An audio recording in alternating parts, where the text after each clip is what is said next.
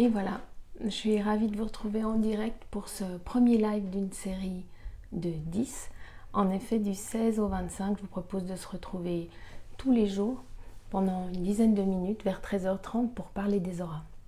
Je vais prendre des sujets sur lesquels on m'a posé beaucoup de questions, les questions que j'ai eues le plus souvent, au début en tout cas. Et puis après, je vous propose, à mesure des jours, de mettre là en dessous, dans les commentaires, vos questions sur les auras.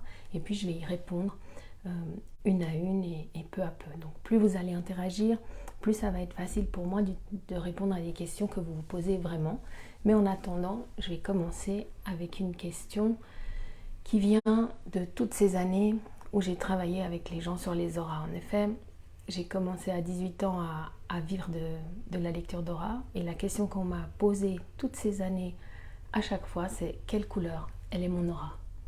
Alors ça va être la question du jour. Et la première chose que je vous demande, c'est est-ce que vous avez cette question à l'intérieur de vous? Est-ce que quand vous rencontrez quelqu'un qui voit les auras, votre question c'est quelle couleur elle est mon aura ou pas?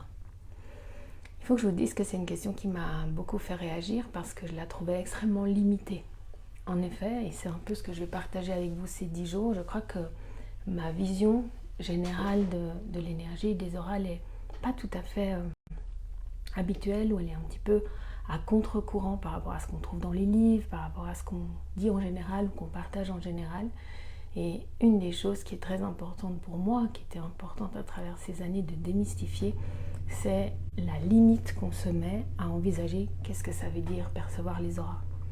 Parce qu'en fait, la perception des auras, pour moi, c'est pas juste des couleurs autour de la tête ou à l'intérieur du corps, mais en fait, c'est toute une façon d'être, c'est toute une énergie qu'on a autour de nous, c'est lié aussi à notre caractère, c'est lié aussi à ce qu'on porte à l'intérieur. Et donc, quand quelqu'un demande « mais quelle couleur elle est mon aura ?» Ben, la première chose que j'ai envie de répondre, c'est « mais si je te dis que ton aura, elle est bleue avec des points verts cacadois, comment tu le vis ça? Qu'est-ce que ça te fait en fait d'avoir cette réponse? Est-ce que ça te donne quelque chose de toi? Est-ce que ça te donne de l'information? Est-ce que cette information, tu peux en faire quelque chose? Est-ce que ça t'apporte? Ou est-ce que c'est simplement une donnée, un peu comme dire je suis Capricorne ou je suis Verseau, ou qui va te donner une information non assimilable sur toi? Alors j'ai envie de dire, quand on se pose des questions sur son aura, c'est beaucoup plus profond que la couleur.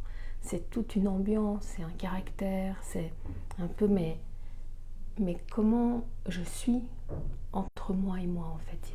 J'enseigne comme ça qu'il y a ce que je suis et il y a ce que je vis, et qu'entre ce que je suis et ce que je vis, je peux avoir un décalage, je peux avoir un déséquilibre.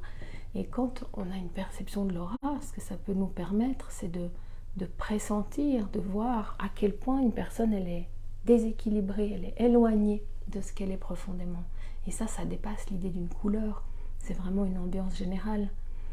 Et quand on peut percevoir ce décalage, alors on peut s'arrêter, essayer de voir où est-ce que ça pointe, sur quel comportement on pourrait changer, sur quelles attitudes sont peu bénéfiques pour nous, ou quel corps dans notre énergie, on en reparlera dans ces 10 jours, pose un problème, ou sont pas en équilibre avec nous-mêmes, ou nous éloignent de ce que nous sommes, par l'éducation, par l'habitude, par la façon dont c'est structuré.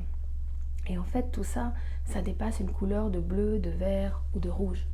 J'ai envie aussi de dire que par rapport à la perception, les tables qu'on trouve dans les livres, ou les gens qui vous disent c'est vert, c'est rouge, c'est bleu, souvent se sont basés sur des tables. Quand c'est rouge, tu es en colère par exemple, ou quand c'est rouge, tu as de l'énergie. Mais ces tables, elles ont été construites par des gens qui sans doute ont une perception, mais qui ont leur propre perception. Donc même pour ceux d'entre vous qui aimeraient percevoir l'énergie, travailler sur les auras, rééquilibrer le corps énergétique, le fait de s'approprier une table toute faite de quelqu'un d'autre qui va dire quand c'est rouge c'est ça, quand c'est vert c'est ça, quand c'est bleu c'est ça, ça va pas me laisser vraiment sentir, ça va pas me laisser vraiment entrer dans ma propre perception. Et ça va limiter beaucoup l'image que je peux avoir, ou la présence que je peux avoir. Donc aujourd'hui, j'ai envie de vous dire que déjà percevoir les auras, ça dépasse des couleurs. C'est vraiment sentir la personne, sentir son énergie profondément. Par exemple, moi, je perçois les os, la structure de la personne, et puis ensuite au niveau de ses chakras, parce que c'est la première chose que j'ai appris, donc une espèce de grille de lecture de chakras comme ça, qui me permet d'avoir une information sur chacun des domaines de sa conscience. Et puis ensuite, c'est au niveau de ces différents corps énergétiques, une façon de sentir la texture, la densité, l'équilibrage de chacun des corps qui donne encore de l'information. Et en rentrant là-dedans, alors on peut avoir de l'information sur son caractère, sur son attitude au monde, sur les points qui ont besoin d'équilibrage, sur la façon dont elle peut transformer des choses pour s'approcher d'elle-même. Alors là, du coup, on va parler d'une lecture complète ou totale, comme on ferait un thème astral, ou comme on essaierait d'avoir une vision globale d'une personnalité, pour avoir des pistes, pour avoir des clés, pour avoir la possibilité d'avoir des informations qui vont en fait me permettre de mieux me connaître, de transformer mes comportements et puis de me rapprocher de qui je suis vraiment. Voilà, donc cette question-là, quelle couleur elle est mon aura, elle va simplement nous mettre dans une attitude à demander la bonne parole à quelqu'un qui, comme regarderait dans une boule de cristal, ou me donnerait juste une information qui est déconnectée de ma propre vie, de mon propre vécu. De cette manière-là, on peut se rendre compte aussi que la perception, elle n'est pas que visuelle en fait, elle ne va pas être basée que sur une couleur ou sur une impression.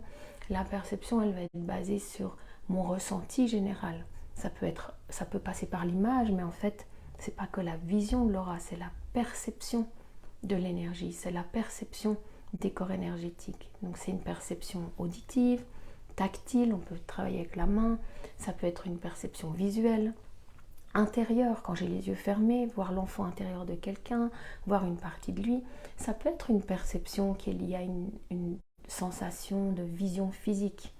Mais il faut savoir qu'on ne peut pas voir l'aura avec la vision centrale de l'œil. En fait, notre focalisation, elle ne voit pas les auras. Donc quand on focalise sur un endroit, on ne voit plus l'énergie. Et puis quand on regarde ailleurs, quand on regarde avec notre périphérie de l'œil, alors on a une perception.